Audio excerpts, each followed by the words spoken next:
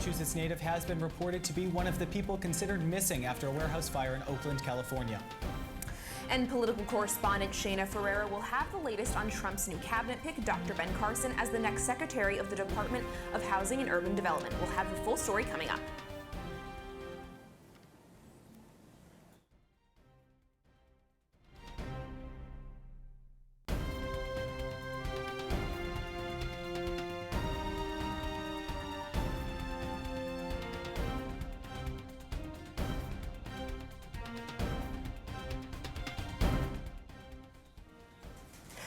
Hello and welcome to EIView News at 9. I'm Maddie Crichton. And I'm Rob Way. We begin with tonight's top stories. A vigil will be held this evening for 16-year-old Lee Valoria Paulino at the Lawrence Police Department. Friends, family, and classmates of Paulino held a vigil last Friday and spoke of Paulino as a loving kid with a talent for poetry, singing, and his family described him as someone devoted to both his family and the church. Essex County District Attorney Jonathan Blodgett said he and Lawrence's Mayor Daniel Rivera will do everything in their power to investigate the murder and bring justice to the family, even if that means bringing in a private investigation team to look into the county police for not acting sooner. The vigil was held after Paulino was found decapitated along the Merrimack River last week. Paulino's family disagrees with how the investigation was handled and says it took the department too long to respond to his disappearance, especially since considering the family knew the teen was in danger as soon as he went missing. And a Chelmsford, Massachusetts native has been reported to be one of the people considered missing after a warehouse fire in Oakland, California that killed 36 people. 34-year-old Amanda Allen has not yet been seen since Friday's fire. Officials raised the death toll to 36 people Monday morning, and at least 24 more are still missing. Officials are still investigating the cause of the fire, but they believe it may have started due to the litter, wires, and cooking tanks found throughout the warehouse. After an investigation into the 10-alarm fire that occurred on Sunday in a Cambridge neighborhood, officials say they have ruled out arson as the cause. The fire reportedly destroyed and damaged 16 homes near 35 Berkshire Street, and 2 houses have been deemed too dangerous to live in and have been demolished. According to officials, 125 people have lost their homes. Investigators have finished investigating evidence at the scene but are still conducting interviews on this topic.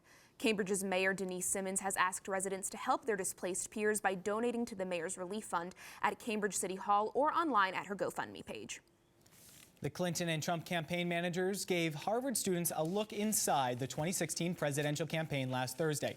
Clinton aide Robbie Mook and Trump campaign manager Kellyanne Conway took to the stage at a forum hosted by Harvard University's John F. Kennedy School of Government. Mook discussed the FBI investigation of Clinton's emails and how it may have affected the outcome of the election. Conway defended her team's inspection of national polls rather than state polls leading up to Election Day. Conway also gave Senator Bernie Sanders credit for paving the way to a Trump victory. The event was hosted by CNN's Jake Tapper. We now go to our political correspondent Shayna Ferreira for a look at what's happening this week in Washington. Shayna, what can you tell us?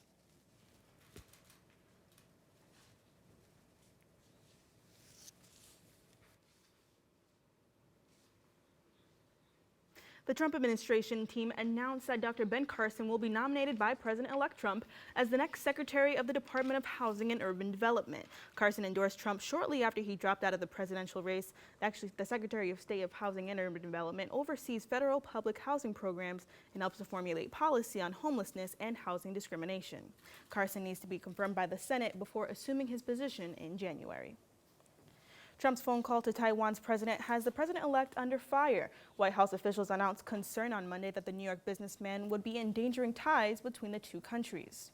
White House spokesman John Earnest says Trump should begin taking briefings from the U.S. State Department ahead of future conversations with foreign leaders. Officials are calling Trump's call with President Tsai Ing-wen a breach of U.S. diplomatic relations, since U.S. recognizes Taiwan as part of China. So far, it is unclear as to why Trump made the call in the first place. In other news, Vice President Joe Biden said he might not be going anywhere just yet, leaving the door open for a presidential run in 2020. After VP wrapped up the Senate session on Monday, he told reporters how much he enjoyed working in the chamber. When CNN asked him if he planned on running for office again, he said, quote, "Yeah, I'm going to run in 2020. Biden served in the Senate for over 36 years before becoming President Obama's running mate in 2008. He passed a presidential run in 2015 and shortly after endorsed Hillary Clinton as the Democratic nominee. Now, Shayna, I did a little math, and he would be President Biden of 78 years old. Do you think the American people would elect a 78-year-old? Well, it's hard to say. I mean, at first reaction, no. But I mean, again, Trump is the oldest president we have elected to date. And when you have a character like Joe Biden, who has been so well liked in the Senate and just the Democratic Party in general, he's been a big figure, especially for that particular angle of it. I mean, he has a big backing. I mean, when you look at something like age and when you're coming towards something of a presidential run, we had this conversation when we were talking about the chance for Bernie Sanders to become president, and we even had the chance on the other side of the aisle, which was when John McCain ran in 2008. So it's a viable conversation, but it's something that I guess Joe Biden will have to answer himself. Okay. Thank you so much, Shayna.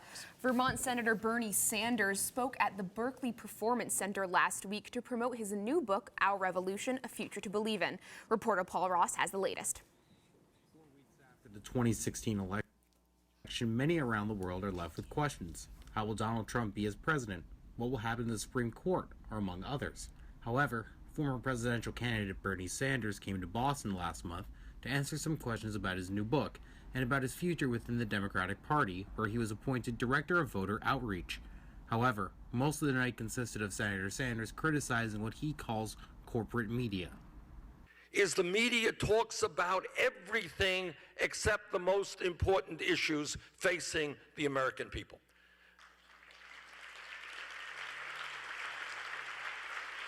If you analyze, and there are studies that have been done, just taking a look at the last campaign, and what they find is over 90% of the coverage deals with political gossip, deals with descriptions of polling, with fundraising, with personal attacks against the candidates, and not the issues impacting the American people.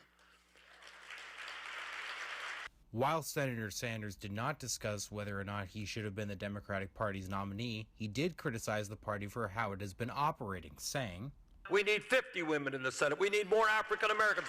But here is my point, and this is where there's going to be a division within the Democratic Party. It is not good enough for somebody to say, I'm a woman, vote for me. No, that's not good enough.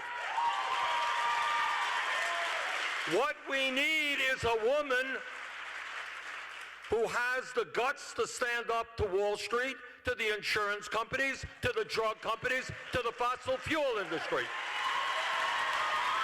and while the tone of the event was serious, the senator was able to get the crowd to laugh while mentioning a certain doppelganger. As we discuss the major issues facing world civilization, Larry David, all right, I'm going to break it to you. Are you ready, Tom? This is going to be a dramatic statement. I am Larry David. Pretty good imitation, huh? Sanders was busy tonight. He had to be in Washington. I came in instead. What do you think? Now, Larry David is a great comedian. He's a very decent guy. And it's a little bit frightening watching somebody do a better job of being me than I do of being me. So I like him very much. For EIV News of the Berkeley Performance Center at the Berklee College of Music, I'm Paul Ross. 4 weeks after the 20... We are now joined at the desk by Paul Ross to discuss this a little further. Now, what specific changes do you think Bernie Sanders wants for the Democratic Party? And I'll add, a party he doesn't belong to. Right. Bernie Sanders will go and join the Democratic Party after he finishes out his Senate term, which will be in 2018. And what Bernie wants the Democratic Party is he wants to make sure that everyone in the Democratic Party knows what the message is. He wants everyone in the Democratic Party to make sure that what they are going to do at the lower level and up to the higher level is consistent. And he also wants to bring in new people into the party. He was appointed to position as the Director of Voter Outreach, and what he wants in that position is for the Democratic Party to go and talk to people who don't necessarily vote for the Democratic Party. And in this election, it was lower middle class white voters. So he wants to reach out to them. And do you think a 2020 run for Bernie Sanders could be part of his plan to revive the Democratic Party? I think he'll entertain a 2020 run. I don't think he will, because by the time 2020 happens, he'll be 79 years old. So I think that a lot of his proteges, meaning possibly Representative Tulsi Gabbard of Hawaii, who many thought would have been Bernie's VP pick if he won the nomination. She would be 38 by the time 2020 happens, and she would be a very good candidate for that part of the Democratic Party and for him as well. Thank you so much, Paul. A fiery Thanksgiving car crash left a woman trapped in her car until she was saved by an unexpected hero. 22-year-old Shannon Munoz from Newington lost control on Route 9 in Berlin. Her car hit the guardrail and flipped multiple times, leaving her trapped inside. David Coate, an off-duty Hartford firefighter, saw the crash and stopped to help. Him and two of Munoz's cousins pulled her from the blazing remains of the car and got her medical attention. Munoz suffered a concussion and multiple broken bones, but she's grateful for the man that saved her life, saying, quote, "At this point, I'm so grateful to be alive that I was given a second chance." And all fraternities at Tufts University have been suspended until further notice after a hazing scandal led to a cease and desist order. The suspension comes from reports of hazing and sexual assault on campus. In addition to halting fraternity activity, all members must also enroll in sexual misconduct prevention training, which involves an alcohol education session. Members must meet with a national hazing prevention specialist as well, and Tufts officials say that what they currently have in place are only interim measures. The suspension is expected to last until at least the end of the semester. Coming up after the break, a man was critically injured after streaming himself on Facebook Live while driving. And oldest known Pearl Harbor veteran Ray Chavez hits to the gym and prepares for his trip to Hawaii to honor the fallen at the 75th anniversary. And weather correspondent Christina Gesford will have the latest on tomorrow's weather forecast. Stick around. That's going to do it for this episode of the Box Score. Thank you so much for joining us. We are now going to be taking questions at our press conference immediately. Tough show. It was a good show this week. Talent played well. Can't tell you the effect that Tommy had on us all the way up and down the rundown. Very impressed this week with the crew. Did all their work inside and outside of the locker room and inside the coaches' suites. I think we have a good chance next week against Syracuse before we take on Missouri. Then we'll get a little bit of a bye when we take on Ohio at the end of the month. But starting on the right, do we have any questions? Anything? Anyone in the middle? Anyone at all? Typical.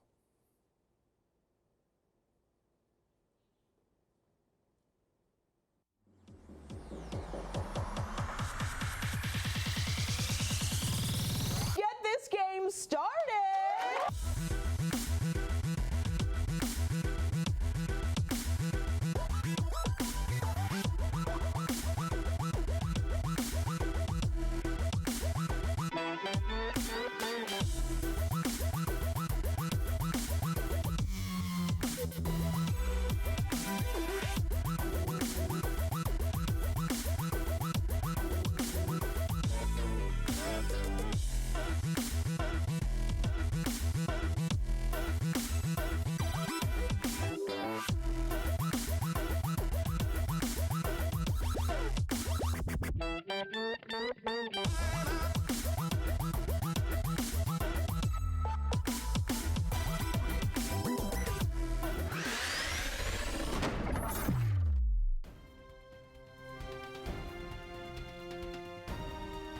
Welcome back. We're now joined in studio by our weather correspondent, Christina Gesford. Christina, what can you tell us?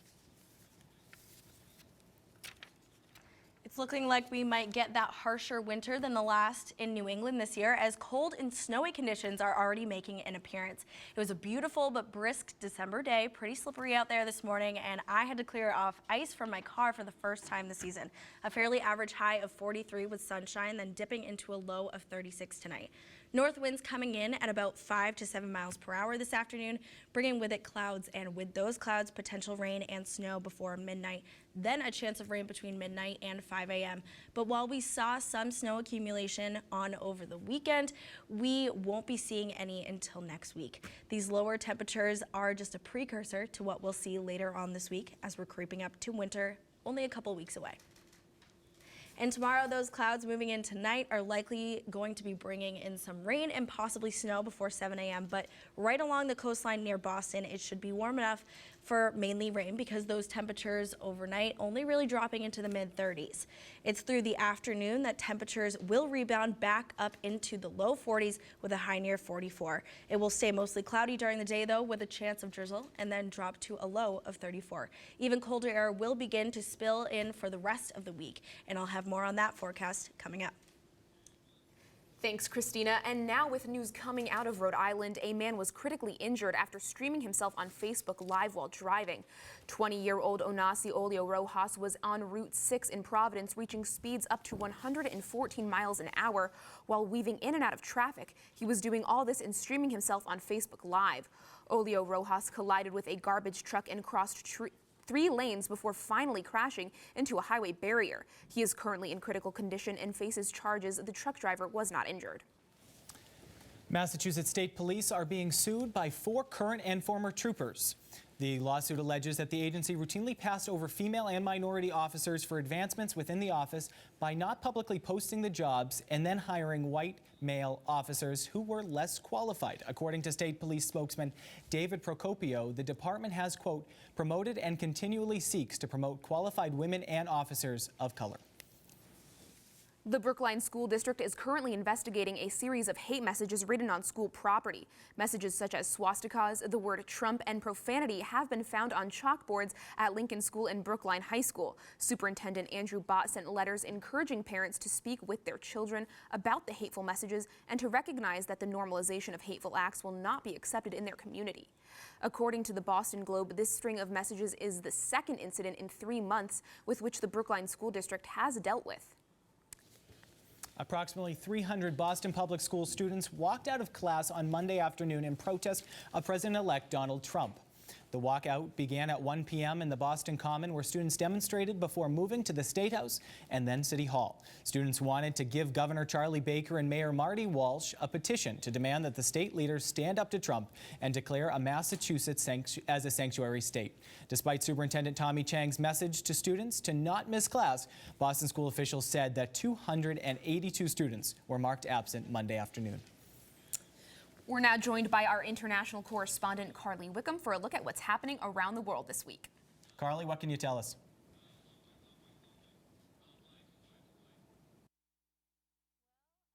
Seven-day mourning period has begun for Jay Jalalalitha. One of India's most celebrated politicians has died at the age of 68 after suffering a heart attack. Tens of thousands of citizens attended her funeral procession, after which she was buried alongside her political mentor. Tuesday has been declared a national holiday so citizens can pay their respect. Jayalalitha will be remembered among her fans as a devoted voice for women's issues and rights, as well as a symbol for strength. Many fear unrest coming from her devoted supporters after her death, and extra police have been deployed, but so far all demonstrations have been peaceful. After Italy voted no on the Italian constitutional referendum, Prime Minister Matteo Renzi steps down. The referendum aimed to remove power from the Senate, allowing laws to pass through with only a majority from the lower house of parliament to become a law. While the referendum was being backed by many political figures in Italy, the no vote had a strong following from the Five Star Movement, Italy's anti-establishment party. Many Italians were worried that if the referendum did pass, it would be easier for the government to act within its own self-interest instead of towards the needs of the public. Renzi did say before the vote was cast that if it was rejected, he would be resigning from Parliament. He plans to stay in his position until next year's budget is ready to be implemented. And finally, German Chancellor Angela has made her first direct call for a widespread ban on full veil religious coverings. Her backing could make Germany another European country on the growing list that is banning Islamic veils, citing it as a possible security threat. Merkel also cited the veil as a hindrance to Muslim assimilation. To this comes a shock to many, as Merkel just last year opened the doors for over 1 million Muslim predominant immigrants. Although her immigration policy was generally well received by the public, it did cause dissent among her party. Merkel has also come under fire after the arrest of 2 asylum seekers permitted into the country under her policy. Many believe that Merkel is perhaps initiating this new policy as a way to appease her Conservative Party members before next year's election. Thank you, Carly. Now, do you think that these bans have a chance at passing? Well, Maddie, I think before we even think about these bans being able to get passed, we really need to think about whether she's going to continue to follow them through. A lot of people are thinking that this is just a plot to kind of get her party back on her side before the election. So only time will tell. All right, thanks so much, Carly. And the oldest known Pearl Harbor veteran is gearing up for the 75th anniversary at age 104. Ray Chavez has been preparing for over 3 years for the anniversary that marks 75 years since the bombing on Pearl Harbor on December 7th, 1941. Chavez has put on 20 pounds of muscle since he started preparing with a personal trainer for his journey to Hawaii. With the help of his gym, he was able to get a first-class ticket to the state, and Chavez received a warm welcome when he arrived to commemorate the anniversary. And local Pearl Harbor veteran shared a special moment with friends, loved ones, and fellow veterans as he was wheeled through Boston's Logan International Airport on Saturday. 92-year-old Robert Coles was on his way to Hawaii for the 75th anniversary of Pearl Harbor when he met with USA Chance at the airport. Coles was just a 17-year-old radio man apprentice at the U.S. Badgley when Pearl Harbor was attacked and killed over 2,000 people. With the help of his friends and family, he was able to raise enough money through a GoFundMe to return to Oahu for the first time since World War II. Coming up after the break, a holiday parachuting stunt leaves Quincy Santa injured. And we'll have everything you need to know about this year's first night. Don't go anywhere. That's going to do it for this episode of The Box Score. Thank you so much for joining us. We are now going to be taking questions at our press conference immediately. Tough show. It was a good show this week. Talent played well. Can't tell you the effect that Tommy had on us all the way up and down the rundown. Very impressed this week with the crew. Did all their work inside and outside of the locker room and inside the coaches' suites. I think we have a good chance next week against Syracuse before we take on Missouri. Then we'll get a little bit of a bye when we take on Ohio at the end of the month. But starting on the right, do we have any questions? Anything? Anyone in the middle? Anyone at all? Typical.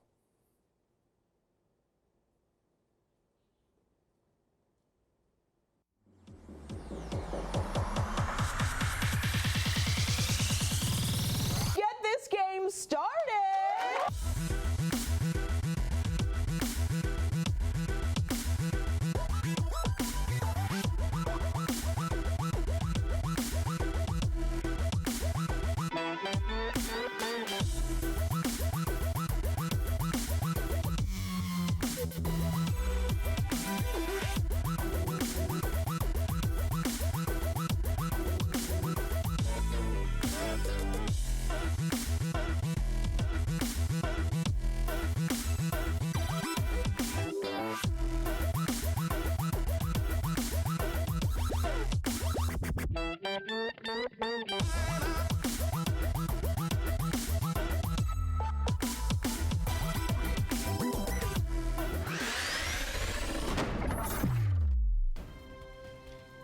Welcome back. We're now joined for one final time by Christina Gesford for a look at the 5-day forecast. Christina, what's it look like?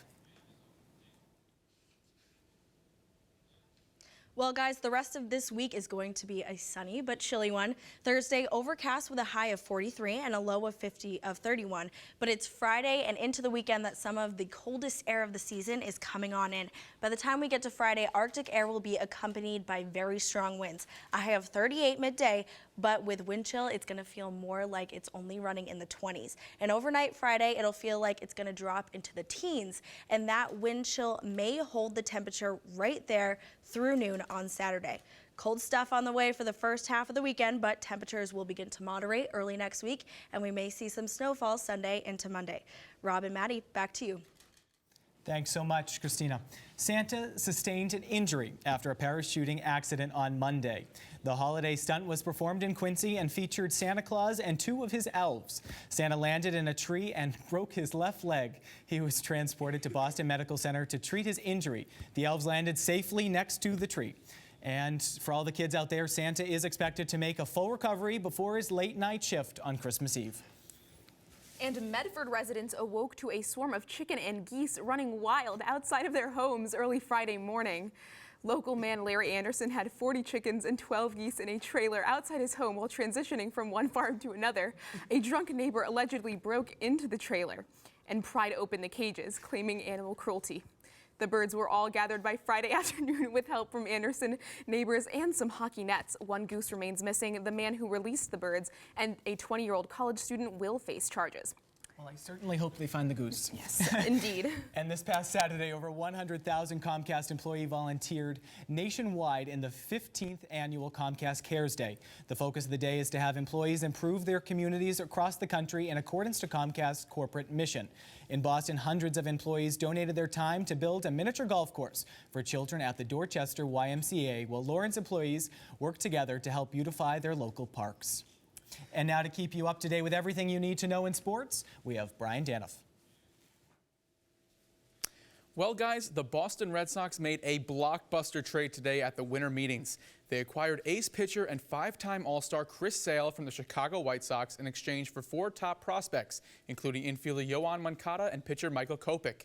The 27-year-old lefty is coming off another fantastic season in which he sported a 3.34 ERA with 222 strikeouts in 226 innings. Sale joins a rotation that already features 2 Cy Young Award winners in Rick Porcello and David Price. The Red Sox also acquired reliever Tyler Thornburg from the Milwaukee Brewers, sending third baseman Travis Shaw and 2 minor leaguers to the Brew Crew. They also signed Mitch Moreland tonight. So with sluggers like Edwin Encarnacion and former Bo Sox Mike Napoli on the market, it looks like the Red Sox have their DH. Dave Dombrowski probably has some more moves up his sleeve. On Sunday, Tom Brady became the winningest quarterback in NFL history, surpassing Peyton Manning with his 201st victory. Brady threw for 269 yards and a touchdown in the Patriots' 26-10 win over the Los Angeles Rams. When asked on Monday what the most rewarding win of his career has been, Brady told WEEI that it was Super Bowl 49, in which he won his 4th ring 10 years after winning his 3rd. The long wait and 2 Super Bowl losses to the New York Giants made the Pats' win over the Seahawks that much sweeter. At 10-2, a 5th Super Bowl could be on the horizon, but the Pats are sure to face some tough opponents in the playoffs, especially the 10-2 Oakland Raiders. Boston Bruins forward Matt Bolesky will miss the next 6 weeks after suffering a right knee injury in Saturday's game against the Buffalo Sabres. Bolesky isn't much of an offensive threat, but leads the team with 62 hits and has been a big part of their most consistent line this season. Sitting in 3rd place in the Eastern Conference, the Bruins have won 4 of their last 5 games and look to continue their solid play tomorrow night in D.C. as they face the Washington Capitals. Replacing Bolesky, however, will be no small task. All right, thanks so much, Brian. And the annual Santa Speedo Run is gearing up for this Saturday afternoon. Runners will be decking out in holiday-colored Speedos and Santa hats and fake beards in support of the Play Ball Foundation as they sprint down Newberry and Boylston Street. The race begins at 1 p.m. and is open to anyone over 21 years of age, with a cap at 700 runners. Following the dash, there will be a celebration party for the runners involved. And Green Mountain National Forest will be selling Christmas trees to public for $5 this year. According to the U.S. Forest Service, this will be a one-time opportunity to buy a Christmas tree removal permit. The permit allows the buyer to cut down 1 tree on National Forest land and must be attached to the chosen tree before removal from the site. Trees more than 20 feet tall are included with this permit. New Year's Eve, a holiday that always brings a celebration to Boston, is almost upon us. Crazy enough. This year, first day 2017 is starting at noon on December 31st. The event is free and welcomes people of all ages to attend Copley Square, where live music, drum lines, and processions of puppets will play throughout the day. At night, there will be fireworks display and a Copley countdown to ring in the new year. It's always a fun night, a great way to spend the New Year's. Who knows, maybe we'll find the goose there too. Yeah, maybe the goose will be there, the chickens, that one missing goose might show Absolutely. up. It's a great night, a great way to celebrate with the whole city of Boston. But I wouldn't recommend your Speedos or anything along those lines. Yeah, don't bring the Speedos there. Family event, you know, maybe kids don't want to see Santa in a Speedo on New Year's Eve. Might be a little bit jarring, yeah, for sure. Well, sometimes we have a little too much fun here. Yes, okay. Exactly. You never know. You do never know. Boston is a crazy city. A crazy city for Absolutely. sure. All right. What are you doing for New Year's this year? That's a great question. See, I'm just trying to get through Christmas and then hopefully think about the next holiday. So what are you Same here. thinking? I never really know what I'm doing New Year's Eve until around New Year's Eve, and then I make the plans Then from you make there. the plans. Yes, Well, very yes, good. yeah. Never really know until then. Well, who no. knows? Maybe I'll be heading to Copley now. Yeah, maybe I will be. That's all the time Absolutely. we have for tonight. For EIV News, I'm Maddie Crichton. And I'm Rob Way. We'll see you next week. Good night.